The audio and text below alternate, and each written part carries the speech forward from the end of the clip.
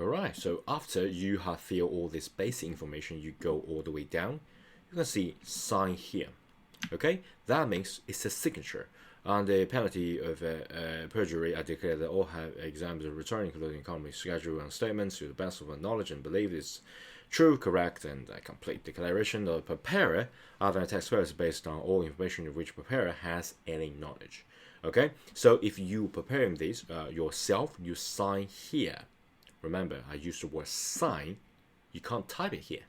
Okay, and the title, can be typed, but these need to be like a wet paper sign. Okay, so you have to print it out, sign it, scan it, and more than 300, like the DPI, and then you get the whole thing, scan it, fax it, or you mail it, like not email, mail it to the like Inter Revenues. I think it's in the Oldgen.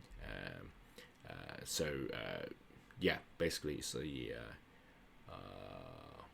just the address that we'll talk about that. It's just a specific address for the foreign company. Okay, so here, this title, because it's a single member LLC, you can sort of that really depend on what kind of agreements that you have with the company, right? Like operation agreements.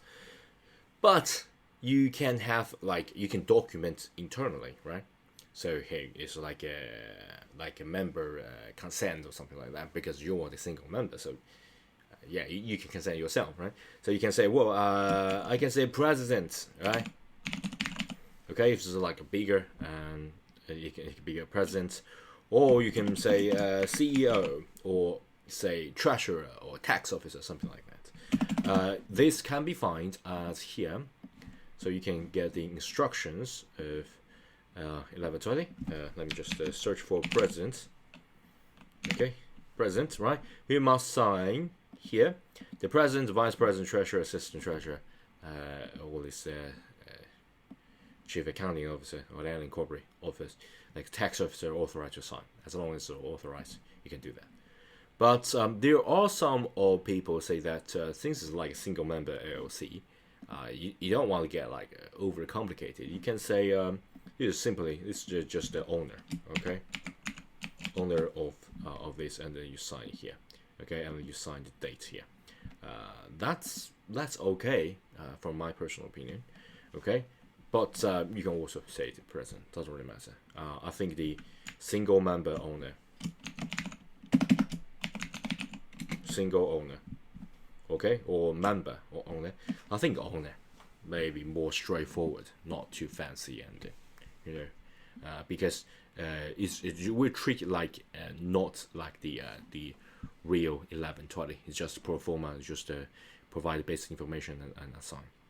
And of course, all this schedule like C and J and K and all this, we don't need this. Okay, it's just a pro forma stuff, so you don't necessarily need to print it out.